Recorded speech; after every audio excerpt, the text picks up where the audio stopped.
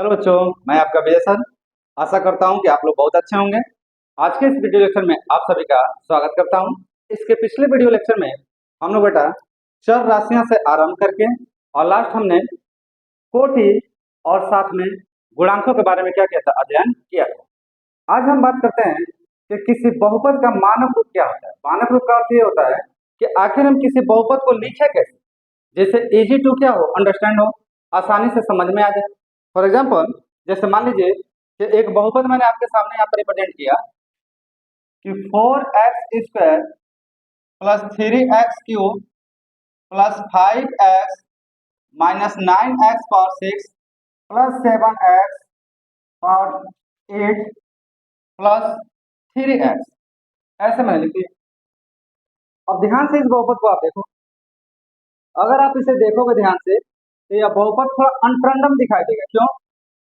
इसलिए अनट्रेंडम दिखाई देगा कि इस बहुपद के प्रत्येक घात या प्रत्येक पदों का जो घात है वो घात कहीं छोटा दिखाई दे रहा है तो कहीं क्या दिखाई दे रहा है, बड़ा दिखाई दे रहा है। तो किसी बहुपद को उसके घातों के रूप में या उसके प्रत्येक पदों के घातों का आरोही या अवरोही क्रम में व्यवस्थित करना उस बहुपद का क्या कहलाता है, मानक रूप कहलाता है। क्या कह रहा हूं मैं, इस बात को ध्यान समझिए। मैंने कहा कि यदि किसी बहुपद को दिया इस प्रकार से जाए कि वह बहुपद के घात अनट्रेंडम रूप में हो, मतलब आगे पीछे हो, तो उस बहुपद के प्रत्येक घातों को आरोही या अवरोही क्रम में व्यवस्थित करना उस बहुपद का क्या कहलाता है, मानक रूप कहलाता है। तो अब देखिए, इसी का मानक रूप में लिखूं तो कैसे लिखा जाएगा। तो हम लिखेंगे दिए गए बहुपद का मानक रूप,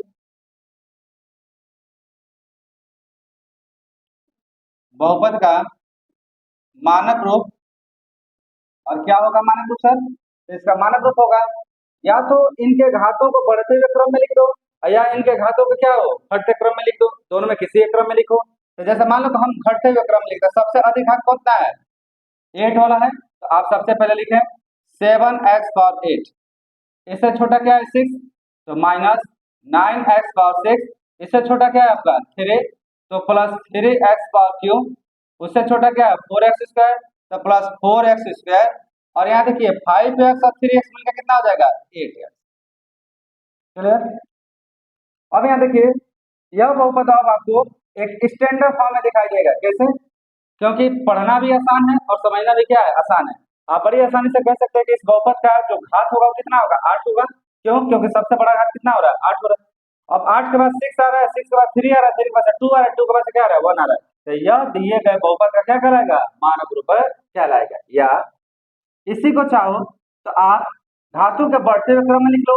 जैसे पहले लिख लो 8x, फिर लिखो plus 4x² plus 3x³ minus 9x power 6 plus 7x power 8। आप चाहे ऐसे लिख लीजिए और चाहे ऐसे लिख लीजिए, दोनों में जो भी आप लिखना चाहें वो लिख सकते हैं। और यह दिए गए बहुपद का क्या कहलाता है, मानक रूप कहलाता है। अब यहाँ पे किसी बहुपद का मानक रूप एक्चुअल में लिखते कैसे हैं, ये थोड़ा समझिए।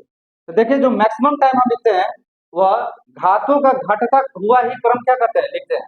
लेकिन ये जरूरी नहीं है हमेशा यही लिखा जाए। अगर आपको ऐसे समझ में आ रहा था आप ऐसे भी लिख सकते हैं, लेकिन कोशिश हमेशा यही है कि घटते हुए क्रम में क्या किया जाए, लिखा जाए। और यह इसलिए होता है क्योंकि मैक्सिमम बुकों में आपको घटते क्रम में हुए लिखा हुआ क्या किया जाएगा, प्रदर्शित किया जाएगा। तो कैसे परिभाषित करेंगे इसको, तो इसकी परिभाषा देखो कितना आसान है। आप इसकी परिभाषा जब लिखोगे तो यहाँ लिखोगे किसी दिए गए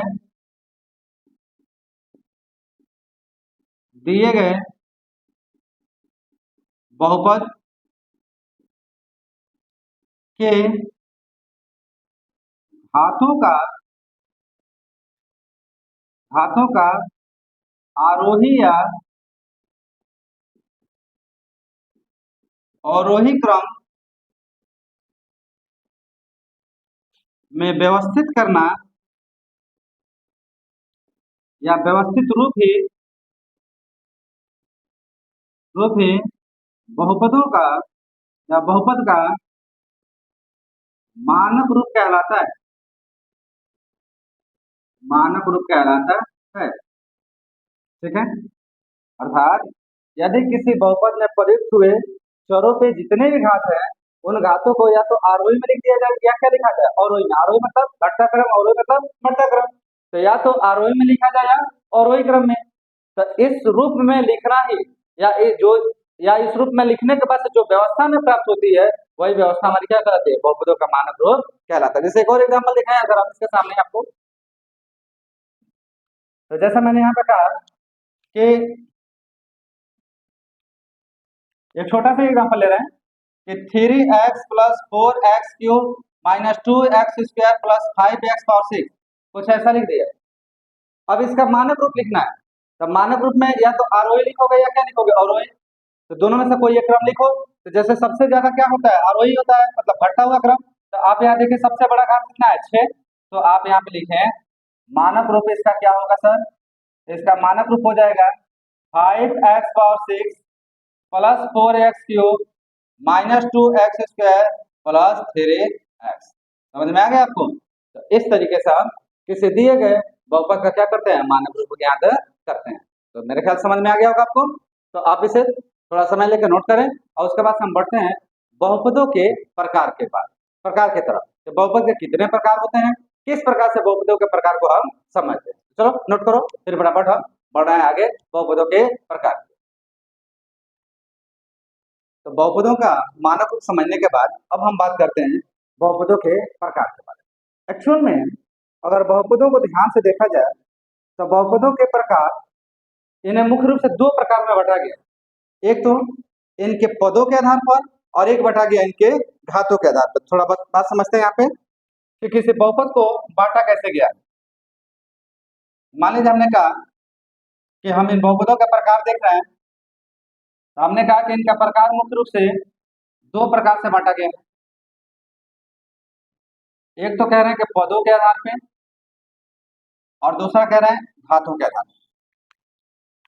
तो पहला है पदों के आधार पे,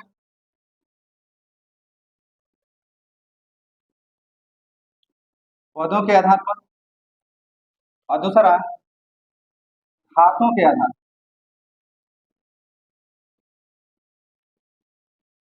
घातों के आधार। अब पदों के आधार पे बहुपद कितने भागों में बांटा गया। तो पदों के आधार पे हम बहुपद को मुख्य रूप से निम्न भागों में बांटते हैं, जिसमें से सबसे पहला जो हमारा आता है वो आता है एक पदी बहुपद। एक पदी बहुपद जिसे हम लोग मोनोमियल के नाम से जानते हैं। दूसरा आता है हमारा जिसे हम कहते हैं द्विपदी बहुपद। द्विपदी बहुपद जिसे बाइनोमियल के नाम से जानते हैं। और तीसरा जो हमारा यहाँ पे आता है वह है आपका त्रिपदी बहुपद,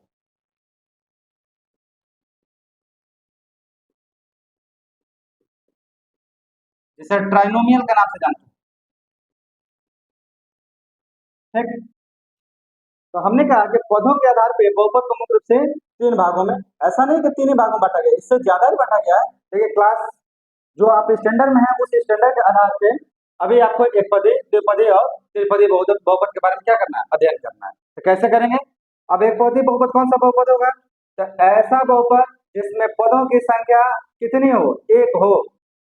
ऐसा बहुपद जिसमें पदों की संख्या कितनी हो, एक हो, ऐसे बहुपद को हम क्या कहते हैं, एक पदी बहुपद कहते हैं। जैसे एग्जाम्पल के तौर पे हमने ले लिया 2x, और 2x अगर देखें तो यह एक बहुपद है और इसमें पदों की संख्या कितनी है, एक ही है, इसलिए हमारा क्या कहलाएगा, एक पदी बहुपद कहलाएगा।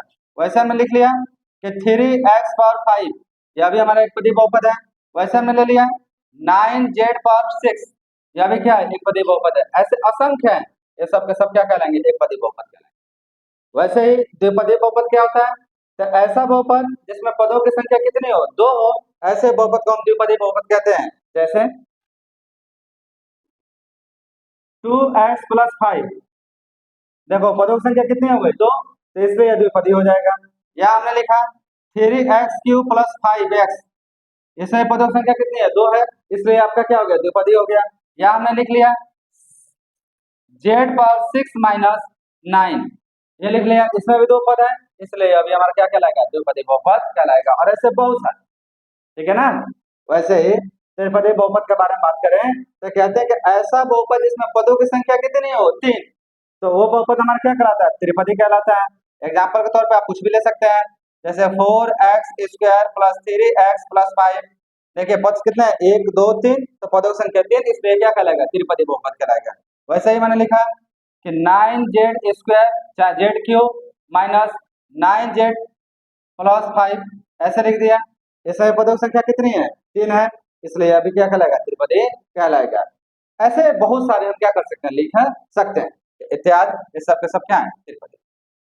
तो पदों के आधार पे हमने बहुपद को कितने भागों में बांट दिया, 3 भाग। वैसे ही जैसे पदों के आधार पे बांटा, उसी प्रकार से हम घातों के आधार पे भी क्या करेंगे, इसे बांटेंगे। और घातों के आधार पे कौन कौन सा होता है, तो घातों के आधार पे जो सबसे पहला आपका आएगा वह होगा रैखिक बहुपद। कौन सा बहुपद होगा, रैखिक बहुपद। तो रैखिक बहुपद क्या होता है, थोड़ा इसके बारे में समझिए। रैखिक बहुपद, रैखिक बहुपद को लीनियर बोलते हैं, लीनियर पॉलिनोमियल।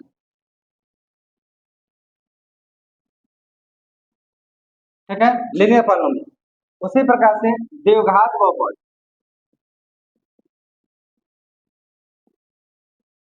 जिससे क्वाड्रेटिक पॉलिनोमियल के नाम से जानते हैं। उसी प्रकार से त्रिघात बहुपद, त्रिघात बहुपद को हम क्यूबिक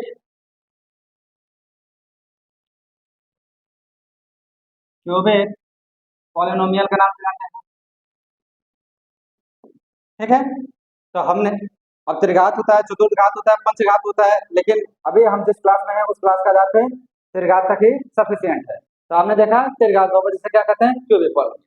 अब इसके उदाहरण क्या होंगे भाई, रैखिक बहुपद कौन सा कहलाएगा, तो कहते हैं कि ऐसा बहुपद जिस बहुपद का अधिकतम घात 1 हो। ध्यान समझिएगा, एक ऐसा बहुपद जिसका अधिकतम घात कितना हो, 1 हो, ऐसे बहुपद को क्या कहते हैं, रैखिक बहुपद कहते हैं। जैसे x, केवल x पर कितना घात है, 1, इसलिए रैखिक बहुपद कहलाएगा। या 2x + 5, इस पूरे बहुपद का घात कितना है, 1 है, इसलिए अभी रैखिक कहलाएगा। या आपका 3z - 5, इस पे भी अधिकतम घात कितना है, 1 है, इसलिए अभी क्या कहलाएगा, रैखिक कहलाएगा। समझ में आई बात। तो ऐसा बहुपद जिसमें प्रयुक्त हुए चरों का अधिकतम घात 1 हो, ऐसे बहुपद को हम क्या कहते हैं, रैखिक बहुपद कहते हैं। वैसे ही द्विघात बहुपद, तो ऐसे बहुपद जिसमें प्रयुक्त हुए चरों का अधिकतम घात कितना हो, 2 हो, ऐसे बहुपद को हम क्या कहते हैं, द्विघात कहते हैं। एग्जाम्पल के तौर पर हम ले सकते हैं, क्या क्या ले सकते हैं भाई, तो हमने कहा 2x² + 5x + 6, और इस पूरे बहुपद में देखो घात अधिकतम कितना है, 2, इसलिए यह हमारा क्या कहलाएगा, द्विघात कहलाएगा। वैसे हमने लिखा कि सीधा सीधा x² - 3, इसमें भी कितने घात हैं, 2 है, इसलिए अभी द्विघात है। वैसे मैं लिख दूं कि 7z² - 3z, बस इतना ही लिखूं, तो इसमें भी कितना अधिकतम है, 2 ही है, इसलिए अभी क्या कहलाएगा, द्विघात बहुपद कहलाएगा। तो ऐसा बहुपद जिसमें प्रयुक्त हुए चरों का अधिकतम घात 2 हो, ऐसे बहुपद को क्या कहते हैं, द्विघात बहुपद कहते हैं। क्लियर बेटा। अब बात करते हैं त्रिघात बहुपद के बारे में। तो त्रिघात बहुपद क्या होगा, तो ऐसा बहुपद जिसमें प्रयुक्त हुए चरों का अधिकतम घात कितना हो जाए, 3, तो ऐसे बहुपद को क्या कहेंगे, त्रिघात कहेंगे। बड़ा सिंपल है, तो चलिए नोट करते हैं यहाँ पे। और त्रिघात बहुपद के बारे में बात करें तो जैसे हमने कहा कि 3x³ 3x³ यह एक बहुपद है, इस बहुपद में प्रयुक्त हुए चर का अधिकतम घात कितना है, 3 है, इसलिए त्रिघात कहलाएगा। वैसे ही 7x³ + 3x² + 5x - 9, इतना बड़ा बहुपद है, तो इस बहुपद में अधिकतम घात कितना है, 3, इसलिए अभी क्या कहलाएगा, त्रिघात कहलाएगा। वैसे ही हमने कह दिया कि 5y³ - 3, यह भी आपका क्या है, एक प्रकार का त्रिघात बहुपद है। बात समझ में आ गई बेटा। तो ऐसा बहुपद जिसमें प्रयुक्त हुए चरों का अधिकतम घात कितना हो जाए, 3, ऐसे बहुपद को हम क्या कहते हैं, त्रिघात। अब ध्यान से यहाँ पे देखो, एक पदी बहुपद और रैखिक बहुपद, या दूसरी भाषा में पदों के आधार पर और घातों के आधार पर जो बहुपद को बांटा गया, तो जब हम पदों के बारे में बात कर रहे थे तो हम घातों का ध्यान नहीं रखें। देखो एक पदी है तो बस एक पद के बारे में बात कर रहे हैं, उसमें कितना घात है इससे कोई लेना देना नहीं है। उसी प्रकार से जब हम घातों के आधार पर बात करते हैं तो हम पदों का ध्यान नहीं रखते, यहाँ देखिए, यहाँ एक ही पद है, जबकि यहाँ कितना पद है? दो। यहाँ भी कितने पद है? दो। यहाँ देखोगे, यहाँ तीन पद है, यहाँ दो पद है, यहाँ दो पद है, यहाँ एक ही पद है, यहाँ चार पद है, यहाँ पे दो पद है। क्या अर्थ हुआ इसका? इसका अर्थ यह हुआ कि हम कह सकते हैं कि पदों के आधार पर जब बहुपद को बांटा जाता है तो हम केवल पदों का ध्यान रखते हैं, न कि घातों का। उसी प्रकार से घातों के आधार पर जब किसी बहुपद को बांटा जाता है तो हम केवल घातों का ध्यान रखते हैं, न कि पदों का। क्लियर है ना? एकदम समझ में आई बात? चलिए, यहाँ हमने समझ लिया कि पदों को किस तरीके, पदों के आधार पर, घातों के आधार पर हम बहुपद को कैसे बांट सकते हैं। अब इनके छोटे छोटे डिफिनेशन है, वो डिफिनेशन मैं आपको यहाँ पर क्या करता हूँ, नोट करवा देता हूँ, तो आप उसे ठीक से नोट कर लीजिए, आपको अच्छे समझ में भी आ जाए। जैसे सबसे पहला आता है एक पदी बहुपद।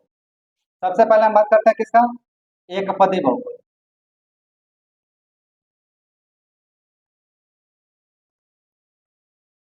क्या देंगे परिभाषा इसका? बड़ा सिंपल है, कहें कि ऐसा बहुपद जिसमें पदों की अधिकतम संख्या, जिसमें पदों की अधिकतम संख्या एक हो, एक हो, एक पदी बहुपद कहलाता है।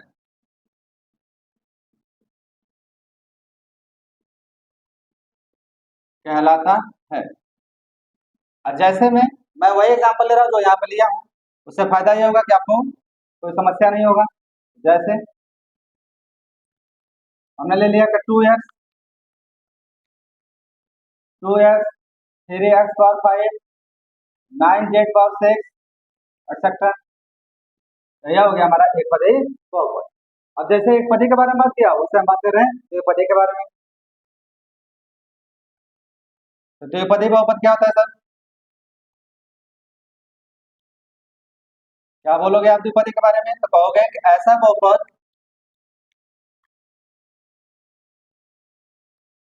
ऐसा बहुपद जिसमें पदों की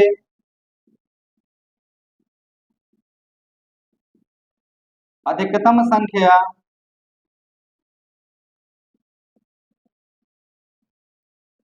दो हो, द्विपदी बहुपद कहलाता है।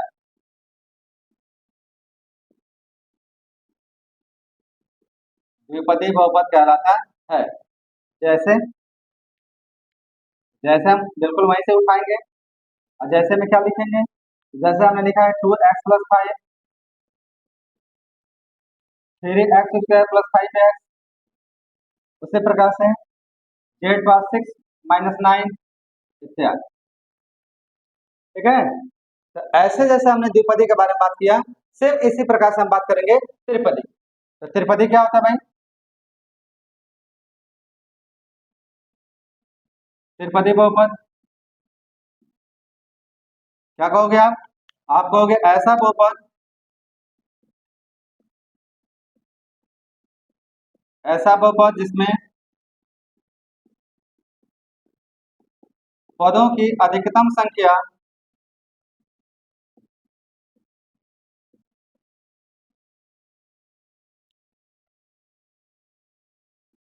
तीन हो, तीन हो, त्रिपदी बहुपद कहलाता है।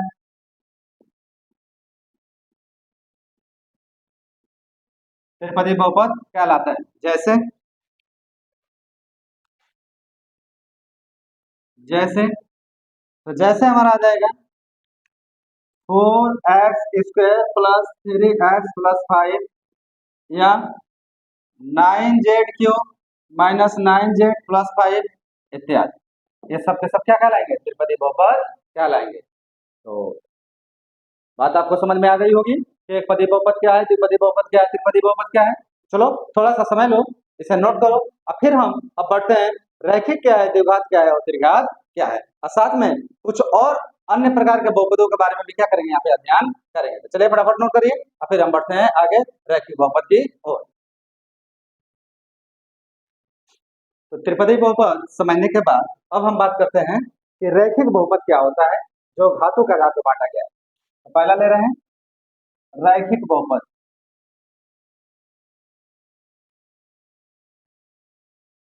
और कैसे डिफाइन करेंगे? तो कहेंगे कि ऐसा बहुपद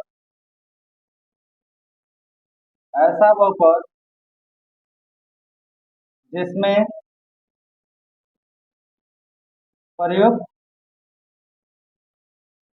चरों का अधिकतम घात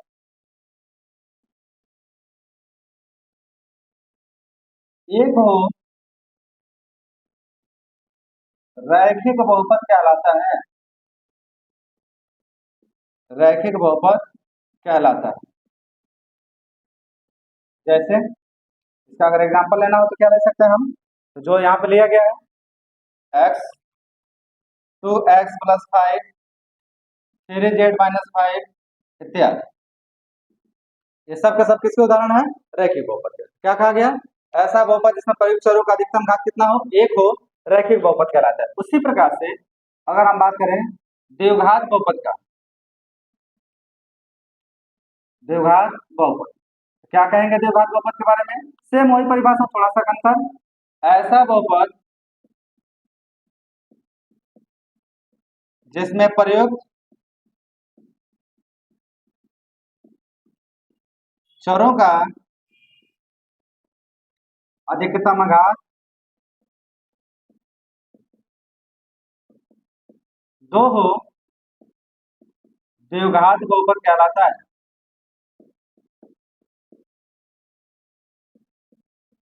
द्विघात बहुपद कहलाता है। ठीक, इसके उदाहरण क्या हो सकते हैं भाई? इसके उदाहरण आपका हो जाएगा 2x² + 5x + 6 या x² - 3 या 7z² - 3z इत्यादि। ये सब के सब किसको प्रदर्शित करेंगे? द्विघात को प्रदर्शित करेंगे। वैसे ही हम बात करें त्रिघात बहुपद के बारे में तो क्या होगा भाई? त्रिघात बहुपद क्या लिखोगे आप? तो आप कहोगे ऐसा बहुपद जिसमें प्रयुक्त चरों का अधिकतम घात 3 हो, त्रिघात बहुपद कहलाता है।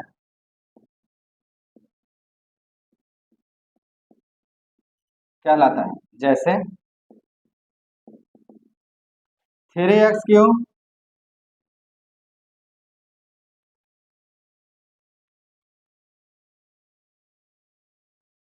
7x³ + 3x² + 5x - 9 इत्यादि, ये सब के सब क्या है? त्रिघात। और साथ में एक छोटा सा नोट भी यहाँ पर मेंशन कर ले रहे हैं। नोट क्या है भाई? तो नोट आपका विशेष यह है कि नोट में पहला कि पदों के आधार पर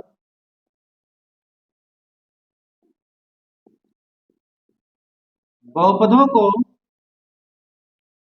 बांटते समय हाथों का ध्यान नहीं रखते।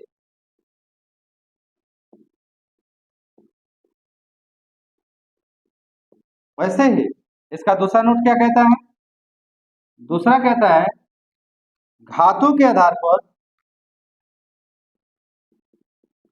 घातों के आधार पर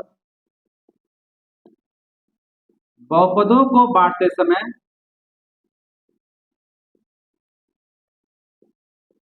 बहुपदों को बांटते समय पदों का ध्यान नहीं रखते।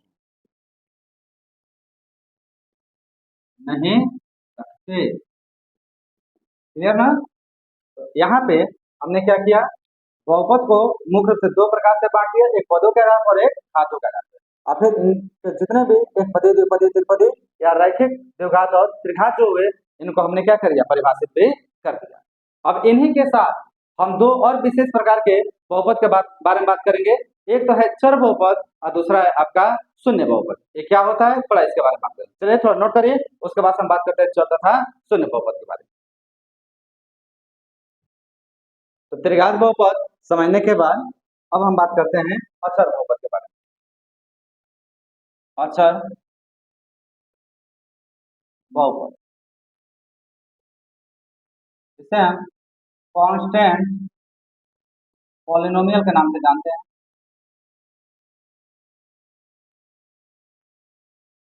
अब यह क्या होता है,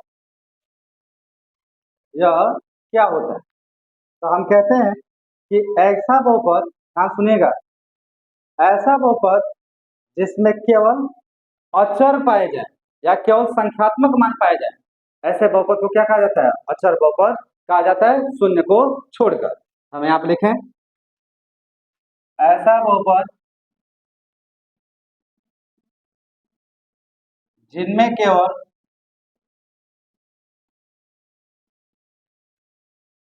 संख्यात्मक मान पाए जाए, संख्यात्मक मान शून्य के अतिरिक्त या शून्य को छोड़कर मान पाए जाए,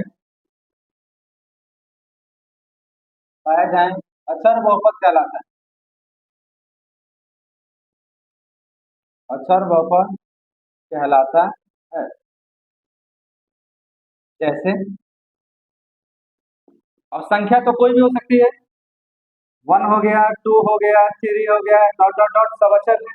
या 1/2 हो गया, √3/5 हो गया, 3 प्लस √2/6 हो गया, डॉट डॉट डॉट, ये सब के सब क्या कहलाएंगे, आपके अचर बहुपद कहलाएंगे। तो यहाँ कहा गया तो शून्य को छोड़कर, तो फिर शून्य क्या है भाई, तो थोड़ा हम यहाँ बात कर रहे हैं शून्य के बारे में। तो हम लिखते हैं यहाँ पे शून्य बहुपद, इसे हम जीरो पॉलिनोमियल के नाम से जानते हैं। अब क्या कहता है शून्य बहुपद, तो कहते हैं कि ऐसा बहुपद जिसके प्रत्येक पदों का मान किसके बराबर हो, शून्य के बराबर हो। बहुत ध्यान समझिएगा, ऐसा बहुपद जिसके प्रत्येक पदों का मान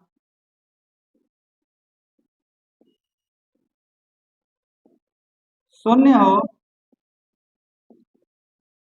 शून्य बहुपद कहलाता है, शून्य बहुपद कहलाता है।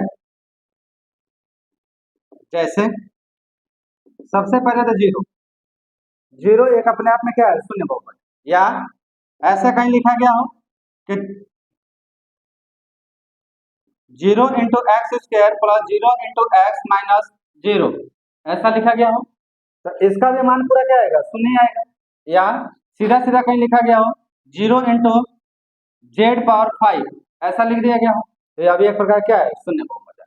तो ऐसे तो असंख्य हो सकते हैं, तो हम कहते हैं कि ऐसा बहुपद जिसके प्रत्येक पदों का मान शून्य हो, वो क्या कहलाता है, शून्य बहुपद कहलाता है।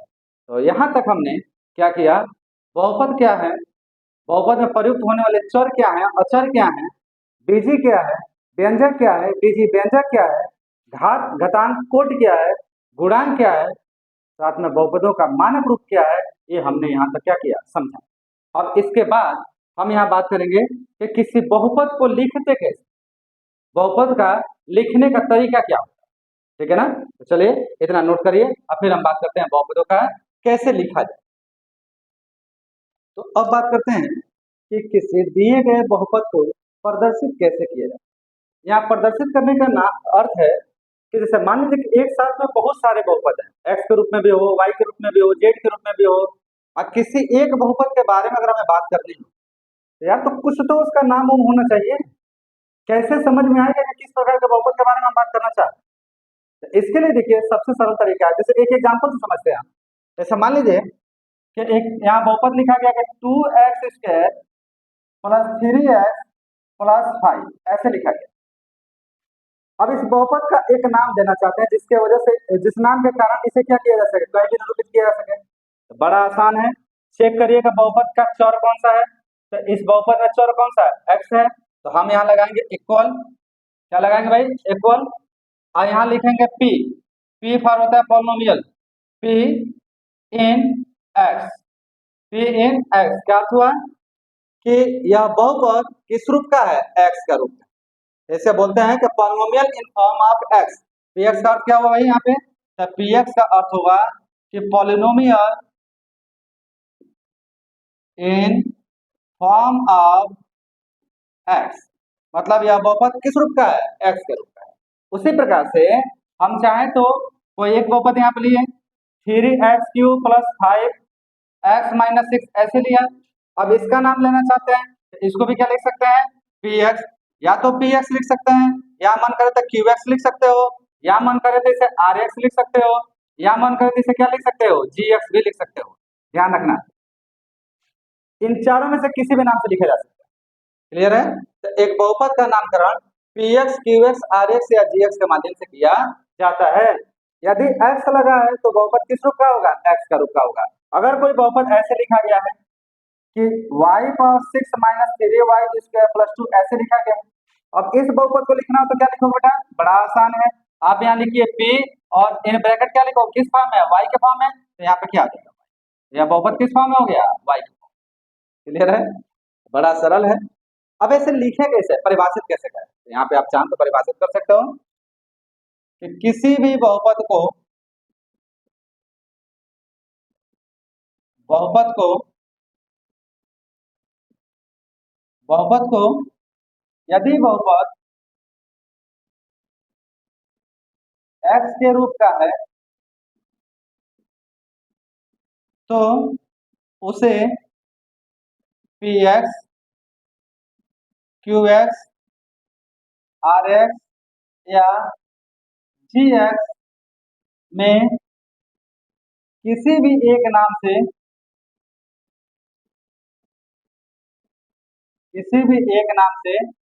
प्रदर्शित किया जा सकता है, किया जा सकता है, जहां px का अर्थ है px का अर्थ है कि दिया गया बहुपद x के रूप का है, या px में मतलब क्या हो गया? px का मतलब हो गया पॉलिनोमियल इन x फॉर्म या इन फॉर्म ऑफ x, दोनों में से कोई भी लिख सकते हो। ठीक है? इसका अर्थ हुआ कि जो बहुपद आपने लिया है वो बहुपद में जो चर प्रयोग हुए हैं वो किस रूप में है? x के रूप में। y होगा तो y लिख लेंगे, z होगा तो z लिख लेंगे। क्लियर? बहुत सिंपल है, बहुत आसान। इतनी बात समझने के बाद अब हम थोड़ा सा बात करेंगे कि बहुपदों का व्यापक रूप क्या होता है। पहले तो हमने मानक रूप समझा था, अब बात करेंगे हम व्यापक रूप क्या, स्टैंडर्ड फॉर्म क्या होता है बहुपदों का। तो बहुत सरल है, बहुत आसान है, आप इसे नोट करें और फिर हम आपको बताते हैं बहुपदों का व्यापक रूप। अब हम बात करते हैं बहुपदों का व्यापक रूप। बहुत आसान है, किसी भी बहुपद का व्यापक रूप क्या होता है थोड़ा समझते हैं। देखो यहाँ पर हम स्पेशली हम उस टाइप का बहुपद लेते हैं जो घातों के आधार पर बांटा गया है। किसके आधार पर बांटा गया है? घातों का। तो कौन कौन सा बहुपद है हमारे पास? तो सबसे पहला आता है हमारा रैखिक बहुपद। रैखिक बहुपद। उसके बाद से क्या आता है हमारा? द्विघात बहुपद। फिर क्या आता है हमारा? त्रिघात बहुपद। त्रिघात बहुपद। अब रैखिक, द्विघात और त्रिघात का व्यापक रूप क्या होता है थोड़ा यहाँ समझते हैं। अगर रैखिक बहुपद का हम थोड़ा यहाँ लिख दें, व्यापक रूप लिखें, तो इनका व्यापक रूप क्या होगा थोड़ा समझिएगा। रैखिक बहुपद का व्यापक रूप होता है a x plus B. A x plus B, जहां जहां ए नॉट इक्वल टू 0। रैखिक बहुपद का व्यापक रूप क्या होता है? ए एक्स प्लस बी, जहां ए नॉट इक्वल टू 0, मतलब ए का मान 0 नहीं होना चाहिए। अगर ए का मान 0 हो जाएगा तो पूरा ए का पूरा या पद ही क्या हो जाएगा? 0। तो केवल क्या बचेगा? बी। अभी जो होगा वह एक प्रकार का अचर बहुपद को प्रदर्शित करने लगेगा, लेकिन हमारा अचर नहीं है, कैसा है? रैखिक। क्लियर ना? तो हम रैखिक बहुपद का क्या लिख दिए? व्यापक रूप। उसी प्रकार से द्विघात बहुपद का व्यापक रूप क्या होता है? तो द्विघात बहुपद का व्यापक रूप होता है a x square plus b x plus c, जहां जहां again a not equal to 0 और बी भी नॉट इक्वल टू 0। साथ में a square plus b square b not equal to क्या होना चाहिए, 0 होना चाहिए। क्लियर है। तो इन परिस्थितियों में द्विघात बहुपद का जो व्यापक रूप होता है वो होता है a x square plus b x plus c के बराबर। वैसे त्रिघात बहुपद के बारे में अगर विचार करें तो त्रिघात बहुपद का व्यापक रूप जो होता है वो होता है a x cube plus b x square plus c x plus d के बराबर। और यहाँ पे हम कहते हैं जहां a b c not equal to 0, तीनों में से कोई भी 0 नहीं होना चाहिए। क्लियर है, समझ में आ रही बात। तो इस तरीके से हम किसी दिए गए बहुपद में से चाहे रैखिक हो, चाहे द्विघात हो, चाहे क्या हो त्रिघात हो, उनके व्यापक रूपों को समझ सकते हैं। और इसे जरूर ध्यान से आप पढ़ लीजिएगा और आपको ये तैयार भी होना चाहिए कि द्विघात का व्यापक रूप क्या होता है, त्रिघात का क्या होता है और रैखिक का क्या होता है, क्योंकि आगे चलकर बहुत सारा हम इसका क्या करने वाले, प्रयोग करने वाले। अब यहाँ पे थोड़ा समझते हैं कि ए बी सी डी क्या है। तो आप यहाँ चाहे तो लिख सकते हैं कि जहां जहां ए बी और सी ये तीनों गुणांक हैं अलग अलग कंडीशन में। चाहे आप ऐसे लिखो, यहाँ पे मत लिखो, यहाँ इसको काट दो, आप यहाँ पे लिखो। यहाँ क्या है, तो ए जो है वह एक्स का गुणांक है और बी क्या है, बी अचर पद, बी हमारा क्या हो गया, अचर पद। उसी प्रकार से यहाँ अगर बात करें तो यहाँ ए जो है एक्स स्क्वायर का गुणांक, बी जो है एक्स का गुणांक, और अब की बात सी जो हमारा है वो कैसा पद है, अचर पद। क्लियर। और यहां बात करें तो यही ए अब की बात एक्स क्यू का गुणांक है, बी एक्स स्क्वायर का गुणांक है और सी एक्स का गुणांक है, जबकि हमारा डी कैसा पद है, अचर। इसीलिए मैंने शुरू में आपको बताया होगा कि जब चर पढ़ा रहे थे तो वहां पे बताया था कि ए बी सी डी ई आपको जल्दी हम चरों के रूप में नहीं प्रयोग करते, उसको किस रूप में लिया जाता है, गुणांकों के रूप में लिया जाता है। तो मेरे ख्याल से ये बात आपको अच्छे समझ में आ गई होगी। तो अगर इतनी बात समझ में आ गई होगी तो अब इसके बाद हम बढ़ेंगे उदाहरण की तरफ, और अगले लेक्चर में हम लोग एक्सरसाइज का क्या करेंगे, उदाहरण करेंगे। तो उम्मीद करता हूँ कि आपको ये अच्छे समझ में आया होगा। तो जो भी नए बच्चे आए हों चैनल को क्या करिए, सब्सक्राइब कर दीजिए, साथ में फटाफट इसे लाइक कर दीजिए और अपने दोस्तों को क्या करिए, शेयर करिए। चलिए मिलते हैं बहुत जल्द अगले लेक्चर में, तब तक आप सभी का बहुत बहुत धन्यवाद।